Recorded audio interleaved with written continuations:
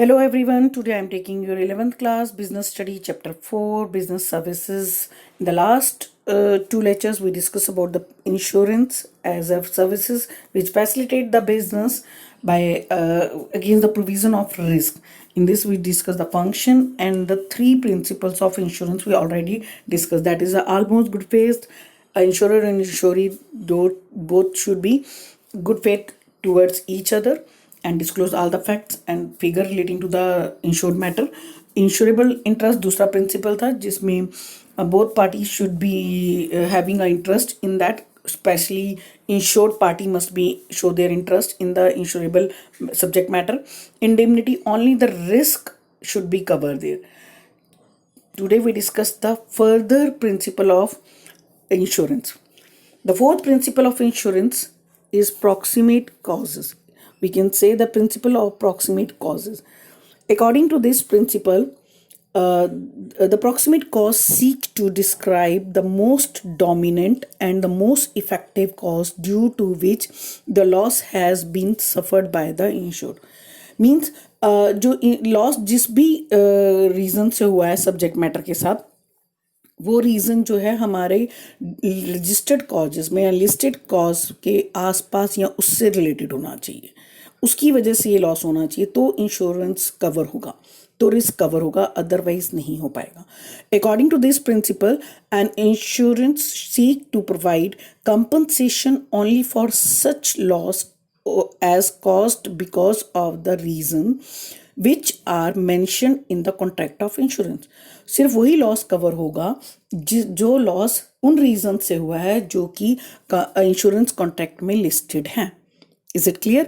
However, in case of insurance suffer loss due to any mishappening और अगर कोई loss की वजह से कोई रिस्क हुआ है तो it is advisable to considered the most proximate cost. तो ये माना जाता है कि अगर वो हमारे लिस्टेड कॉस्ट के आसपास है तो हम उसे कंसिडर करेंगे, अदरवाइज नहीं. टेक एन एग्जांपल, जैसे कि अगर हमने फायर इंश्योरेंस लिया है और आग लगने से नुकसान नहीं हुआ बल्कि आग की स्मोक और हीट से नुकसान हुआ है तो हमने वो इसमें इंक्लूड नहीं होगा. हाँ, अगर हमने फायर इंश्योरेंस लेते टाइम ये उसमें लिख दिया होता या मेंशन कर दियो कि होता कॉज की भी फायर के साथ स्मोक और हीट ओवर हीट से भी नुकसान कवर करेगा इंश्योरेंस में, तो ये कवर होता है. Is it clear? जिस कॉज को आपने लिस्टेड किया है इंश्योरेंस कॉन्ट्रैक्ट में बस उसी के अकॉर्डिंग कोई लॉस हुआ होगा या उससे नियर बाय कोई लॉस हुआ है तो वो कवर होगा, अदरवाइज वो रिस्क कवर नहीं होगा. Next principle is principle of subrogation. According to this principle the insurance stand in the place of the insured after the claim of the insured have been settled by the insurer. Means the right of ownership of such property for which the compensation has been paid by the insured on suffering of a loss by the insured are passed to the insurer. Means अगर हमारे insured को compensation दे दिया गया है और कुछ damage property उसके पास पड़ी हुई है जो रिस्क से हुई है, तो वो डैमेज प्रॉपर्टी के ऑनर कौन हो जाएंगे? अब इंश्योरर हो जाएगा. वो इंश्योरेंस कंपनी वो सारी डैमेज प्रॉपर्टी ले लेगी जिसकी वजह से इंश्योर्ड को रिस्क हुआ है, क्योंकि रिस्क तो इंश्योरेंस कंपनी ने कंपनसेट कर दिया. और आपको अच्छे से पता है प्रिंसिपल ऑफ इंडेमिनिटी के अकॉर्डिंग हम सिर्फ रिस्क का कवर करते हैं, स्क्रैप वैल्यू से भी कोई पैसा प्रॉफिट होने नहीं दे सकते किसी भी इंश्योर्ड को. Is it clear? आगे बात समझ. नेक्स्ट है आपका principle of contribution.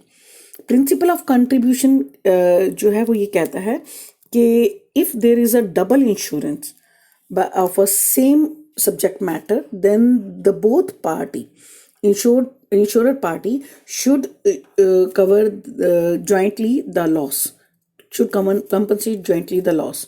Means this principle is applicable in the situation where the insured has taken double insurance, that is more than reinsurance policy for the same subject matter. एक ही चीज़ की दो या दो से ज़्यादा पॉलिसी ले ली हो.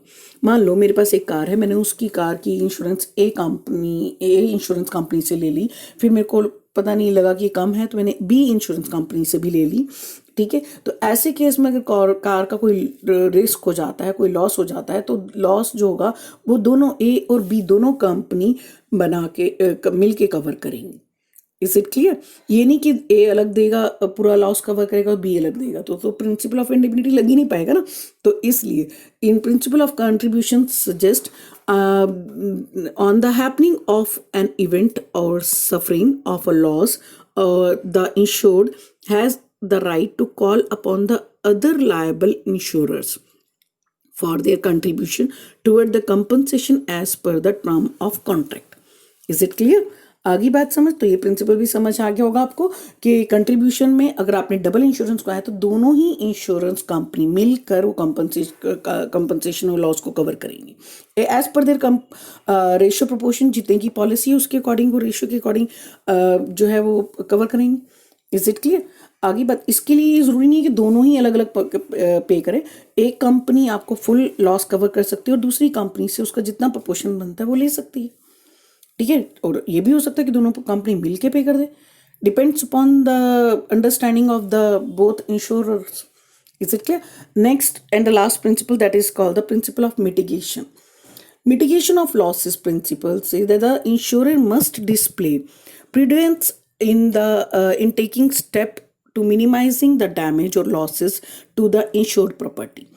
The insurance company will not be liable to settle the claim of the insured in case if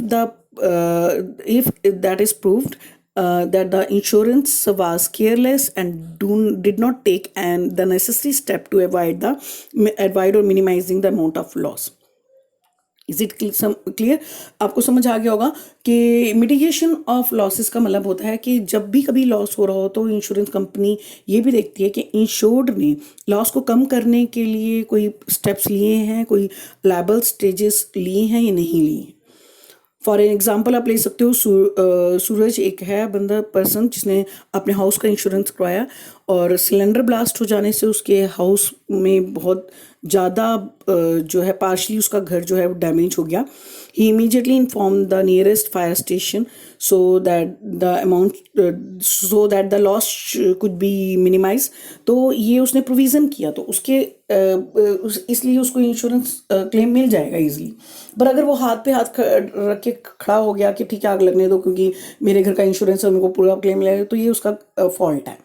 insurance company सिर्फ उसी लॉस को कवर करती है जो कि लॉस के अगेंस्ट जिसमें उसने जो है प्रोविज़न किया हो, उसको मिनिमाइज करने की कोशिश किया। सो आपके सारे प्रिंसिपल ऑफ इंश्योरेंस क्लियर हो गए होंगे आपको। पहले हमने किया था utmost good faith, insurable interest, indemnity, then we do the proximate causes, subrogation, contribution,